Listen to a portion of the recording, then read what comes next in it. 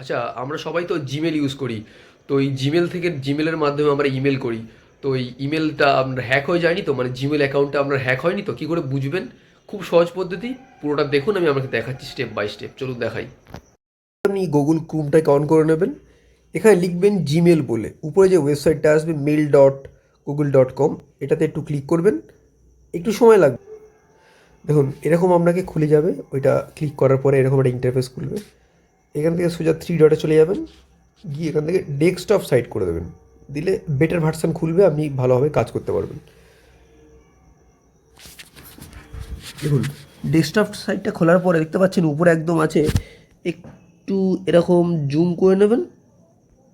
দেখুন উপরে সেটিংসের চিহ্ন যেটা আছে এখানে একটু ক্লিক করবেন। দেখুন সি অল সেটিংসে ক্লিক করবেন।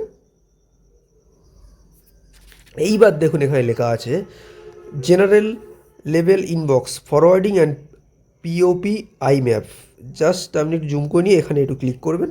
এবার দেখুন ব্যাপারটা, যদি আমার কোথাও যেটা বলছিলাম হ্যাক কেউ করে থাকে, তাহলে কিন্তু যেখানে ফরওয়ার্ডিং হবে, যেখানে পাঠাবে, সেটা কিন্তু এখানে লেখা থাকবে। আমাকে বলছে এখানে অ্যাড এ ফরওয়ার্ডিং অ্যাড্রেস, মানে আমার ইমেলটা সুরক্ষিত আছে, ইমেলটা কোথাও হ্যাক বা ফরওয়ার্ডিং করে নেই, মানে আপনি সুরক্ষিত আছেন। এইভাবে যদি এই লেখাটা থাকে তাহলে আপনি ভাববেন যে সুরক্ষিত।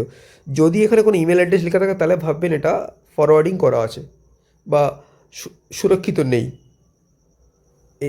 সেখান থেকে আপনি কী করবেন, ডিসেবল করে দেবেন, দিলে আর অসুবিধাটা হবে। দেখতেই পেলেন কাজটা করাটা কতটা সোজা। যদি ইনফরমেশনটি আমাদের কোনো কাজে লেগে থাকে তাহলে অবশ্যই ভিডিওটা বেশি করে শেয়ার করে সবাইকে দেখার জানার সুযোগ করে দেবেন, এবং এরকম ধরনের ভিডিও কন্টিনিউ সবসময় দেখার জন্য অবশ্যই চ্যানেলটাকে ফলো রাখবেন।